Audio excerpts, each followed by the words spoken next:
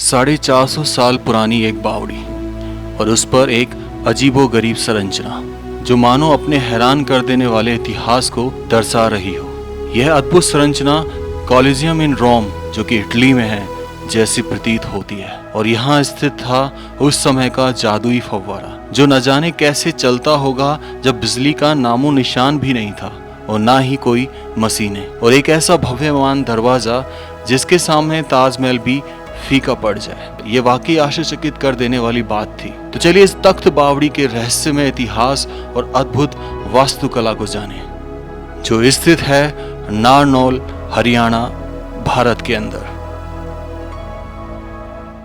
राम राम से सभी को। खम्बा गणिसा राजस्थान, मेरा देश, मेरा भारत। दोस्तों, इस वक्त मैं हूँ नारनौल में और जिस बावड़ी पे खड़ा हूँ मैं, ये यहाँ की सबसे बेहतरीन बावड़ी और अपनी कला के लिए बहुत जानी जाती है। इसको बनवाया था मिर्ज़ा अली जान ने, जो उस समय 16वीं शताब्दी में यहाँ के गवर्नर थे। हिंदी में बोले तो वो यहाँ के नवाब थे। स्टार्टिंग होती है इधर से। आप ये देखेंगे तो ये दरवाज़ा जो कभी रहा होगा यहाँ से प्रवेश करने का, वो आज समय के साथ इतना दब चुका है कि बस वो दिख ही नहीं रहा है। बस ऊपर की एक छोटी सी नज़र आ रही है। उधर देखो, वो सामने एक दीवार का टुकड़ा सा नज़र आ रहा है। हालांकि इसका जीर्णोद्धार जो है शुरू हो गया है। यहाँ से ये सीढ़ियाँ इस तरीके से उतरती हैं। अब हम चलेंगे इस बावड़ी के मुख्य दरवाजे की तरफ, जो मेन बावड़ी जिसका जीर्णोद्धार अब चल रहा है। लेकिन उससे पहले हम उल्टे हाथ की तरफ आपको एक चीज़ दिखाना चाहेंगे जो बावड़ी के प्रवेश में ही बनी है, या कहें कि दो बावड़ी के एक प्रवेश में ये बनी हुई है। आपको नज़र आएगी एक छतरी जिसमें 4 खंबे लगे हुए हैं। ये देखो, इनको इस तरीके से लगाया जाता था कि इनमें कोई मसाले या चूने का उपयोग नहीं किया जाता, बस पत्थरों को सजाया जाता था। नीचे अगर आप देखेंगे तो इस खंबे को भी एक पत्थर के ऊपर रखा गया है, जिनको नीचे गाड़ा गया है। और ये जो कला है, ये दर्शाती है कि कितने तरीके से एक पहाड़ की चट्टान को काटा जाता था, फिर उसे डिज़ाइन किया जाता था। खंबे पे ये जो डिज़ाइन देखने को मिलता है, त्रिमूर्ति टाइप का, एक इधर अंदर की तरफ और एक बाहर की तरफ, ये मतलब दिखाता था कि ये सपोर्ट के लिए एक आर्किटेक्चर था उस समय जो दोनों दीवारों को रोके रखता था। और ये देखिए, छतरी के ऊपर का जो ये डिज़ाइन अभी भी थोड़ा बहुत बचा हुआ है, और जो दर्शा रहा है कि उस समय कितने बारीकी से चीज़ बनाई जाती थी। तो आ जाइए, अब चलते हैं मेन बावड़ी की तरफ। इस बावड़ी की मेन बात ये है कि इसमें कुछ झरने ऐसे बनाए गए थे 400 साल पहले, जिनमें स्वतः ही पानी निकलता था और बहुत स्पीड से, प्रेशर से। अब कैसे वो पॉसिबल था जब उस समय लाइट नहीं थी, ना कोई मशीन थी। मशीन होती तो उसको चलाने के लिए कोई लाइट होनी चाहिए थी। राइट साइड में देख रहे हैं मेरे, और लेफ़्ट साइड में देख रहे हैं, ये 2 झरने हैं जिनसे पानी आया करता था। और नीचे फिर इस जगह जो साइड में ये आप देख रहे हैं जहाँ मिट्टी पड़ी है, इस जगह भी ये पानी से लबालब हो जाया करती थी। तो अब आगे चलते हैं और इसके राज को खोलते हैं कि इनमें पानी कैसे आता था। अब आप इसमें देखेंगे ऊपर की तरफ एक छेद नज़र आएगा, तो ये छेद कनेक्ट हुआ पड़ा है एक अष्टाकोर झरने से, जिसे आप अष्टाकोर कुआं भी बोल सकते हैं। तो ये देखिए, बीच में आप देखेंगे ध्यान से, तो एक झरने के लिए एक छेद छोड़ा गया है। तो क्या होता था कि इसमें पानी का लेवल उस समय, क्योंकि 5 मंजिला बावड़ी थी, तो पानी का लेवल, प्रेशर जो इतना ज़्यादा होता था, इस टेक्नोलॉजी से कनेक्ट किया जाता था कि इससे फव्वारा निकलता था। और ये फव्वारे जो है कनेक्ट हो जाते थे इन 2 झरनों से, जो अभी मैंने शुरू में दिखाए थे। और वहाँ से जो निकास दिख रहा है, वो बाकी का जो पानी ज़्यादा भरने पर उसको खोल दिया जाता था और पानी को निकाल दिया जाता था। तो अष्टाकोर ज़्यादातर मुग़ल काल में बनाए गए। उसका कारण था 8 दिशाओं से। अब कहेंगे कि दिशा तो 4 होती है, पूर्व, पश्चिम, उत्तर, दक्षिण के अलावा भी जो इनकी बीच की दिशाएं होती है, जैसे उत्तर पूर्व, उत्तर पश्चिम, दक्षिण पूर्व, दक्षिण पश्चिम, उनको ध्यान में रख के ये बनाए जाते थे। तो चलिए अब उतरते हैं इस महान बावड़ी की तरफ। अब इस गेट को देखिए ज़रा, ये वो मेन मुख्य दरवाज़ा। ऊपर तक अगर आप देखेंगे इस आलीशान दरवाजे को, अगर मैं नीचे एक पहले तल की अगर हाइट भी लगाऊं तो कम से कम 30 फुट, अगर ऊपर तक की लगा लूँ तो कम से कम 45 से 50 फुट, जो कि एक अपने आप में दर्शाता है कि इस गेट को बनाने में ही कई साल लग गए होंगे, क्योंकि ये बहुत बारीकियों से बनाया गया। हालांकि अब जीर्णोद्धार हो चुका है। सीधे हाथ की तरफ आप देखेंगे तो यहाँ पे वो उस समय मुगल कालीन आले, जिनका जीर्णोद्धार हो चुका है, जिनमें 11-11 छेद करके बनाए गए। तो 11 का एक कॉम्बिनेशन बैठाएगा उल्टे और सीधे हाथ की तरफ। तो चलिए हम नीचे उतरते हैं और थोड़ा सा जानते हैं, क्योंकि इस तल से ऊपर एक मंजिल भी हुआ करती थी, लेकिन टूटने के कारण वो इतना बिखर गई कि अब यहाँ पर सिर्फ हमें एक मंजिल से ही दिखाई देती है। अब देखिए सीधे और उल्टे हाथ की तरफ फिर 3 झरोखे आपको देखने को मिल जाएंगे, जो कि उस समय उजाले के लिए उपयोग में किए जाते थे। यहाँ पर दिया या मसाल वगैरह जलाई जाती थी। उतरने के बाद इस गेट में 2 कमरे बनवाए गए, एक इधर की तरफ उल्टे हाथ की तरफ और एक इधर की तरफ। अब वो मैं कमरे आपको दिखाना चाहता हूँ एक बार कि देखिए वो कमरे कैसे हैं। वो इस तरीके के कमरे हैं, ये रहे। तो ये वो कमरे हैं जिनमें बेसिकली यूज़ होता था कपड़े बदलने के लिए, नहा लिए बिछना, और या फिर कपड़े धोने के लिए, या फिर कहें तो नहाने के लिए भी जो इस्तेमाल होता था, वो सब चीज़ें यहीं से होता था। अपना सामान वगैरह यहीं रखा जाता था।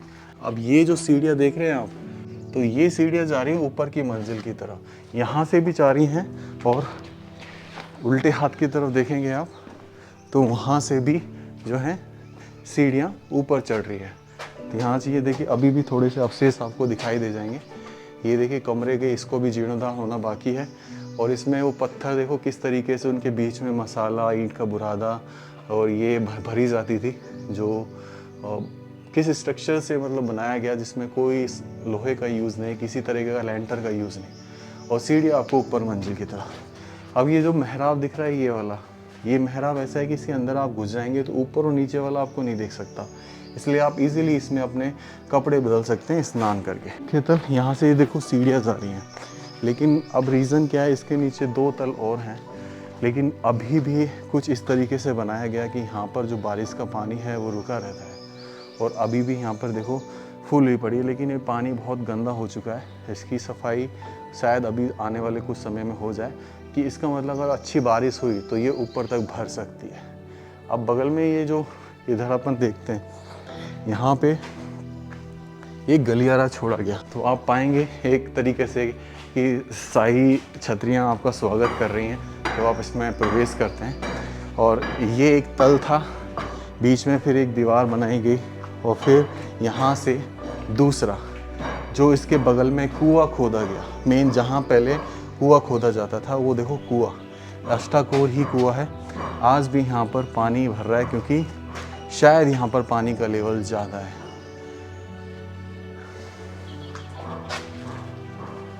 अब आपको बता देता हूँ कि इसको तख्त बावड़ी भी बोला जाता है, जिसका एक मुख्य कारण है। तो इसके ऊपर देखिए पीछे अभी उस ज़माने का किस तरीके से एक स्क्वायर बनाया, फिर उसके ऊपर एक स्क्वायर, फिर स्क्वायर। तो ये मतलब आपको देखने पे लगेगा नहीं कि स्क्वायर के अंदर स्क्वायर, ऐसा लगेगा कि कोई ऑक्टागोनल या हेक्सागोनल शेप है। तो ये एक तरीका था दर्शाने का, जो इधर भी बनी हुई है, उधर भी बनी हुई है। शायद इसका रीज़न ये है कि इससे जो छत थी वो बहुत ज़्यादा स्ट्रांग हुआ करती थी। चलिए अब यहाँ से सीढ़ियों से अपन ऊपर चलते हैं, आ जाइए। तो ये है ऊपर का लेवल बेसिकली, और यहाँ से जो हमने आगे से दरवाज़ा दिखाया था उसको पीछे से देखिए, ये सबसे ऊपर का लेवल। और हर उसमें 5 गेट लगे हुए हैं, और हर गेट के साइड में एक आला और एक स्क्वायर फॉर्म में बना हुआ है, प्रतीक था उस आर्किटेक्चर का। और यहाँ पे अभी भी देखेंगे आप, तो यहाँ पे स्टिल इस गेट के ऊपर वो देखो लंबी चौड़ी चट्टान आपको नज़र आएगी, जो पता नहीं कैसे तो यहाँ पर पहुँचाई गई होगी और कैसे रखी गई होगी। तो चलिए अब उस चीज़ की तरफ चलते हैं। ये सीढ़ी आपको दिख रही है कितनी ऊंची ऊंची है। ये दर्शाता है कि उस समय जो आदमी की हाइट थी, और नॉर्मली जो आज 5 साढ़े 5 रह गई है, वो समय कम से कम 7 से 8 के बीच में थी। तभी तो इतनी ऊंची ऊंची सीढ़ियाँ बनाई जाती थी। तो दोस्तों ये है वो सिंहासन या वो आर्किटेक्चर, वो बनावट जिसकी वजह से इस बावड़ी का नाम तख्त बावड़ी बना, क्योंकि तख्त बेसिकली उसको बोला जाता था जिसका जहाँ पर सिंहासन लगा करता था। अब इस एक खंबे की अगर बात करें, सारे सेम जैसे बने। इसको देखिए, ये बड़े पत्थर पे टिका हुआ है, फिर ये टिका हुआ है, फिर इसके ऊपर ये टिका हुआ है कला, फिर ये टिका हुआ है, फिर ये, और फिर एक चट्टान टिकी हुई है। मतलब उस समय चूने का उपयोग इसको बनाने में नहीं किया भी गया होगा तो सीपी और कोड़ी का यूज़ किया गया था, जो थोड़ा थोड़ा हमें यहाँ दिखाई देता है। और बीच में ये बनावट देखो आप, ये एक प्रतीक था कि इसके नीचे शायद राजा साहब बैठते थे। और यहाँ से पीछे की तरफ हम देखते हैं तो पीछे हमें पूरी बावड़ी दिखाई देती है। आगे की तरफ हम देखते तो हमें दिखाई देता है यहाँ से बावड़ी का पूरा सार। जैसे लगता है कि रंगमंच का प्रोग्राम यहाँ से वो देखा करते थे। म्यूजिक कोई भी जैसे फेस्टिवल हुआ करता तो वो यहाँ से बैठ के देखा करते थे। और यहाँ से ये बावड़ी अति सुंदर लग रही है। मैं कहूँगा कि अपने आप में गज़ब की बावड़ी। तो अब मैं आपको वो चीज़ें दिखाता हूँ कुछ, जहाँ कुछ लोग मानते हैं कि ये जगह बहुत पवित्र है, और कुछ ये बताते हैं कि मिर्ज़ा अली जान का जो परिवार है वो यहीं पर दफनाया गया अपने अंतिम समय में। वो वहाँ पे तख्त था, और मैं आपको लेके आऊँ यहाँ पे इसके जस्ट सामने वाले कुएं के सामने।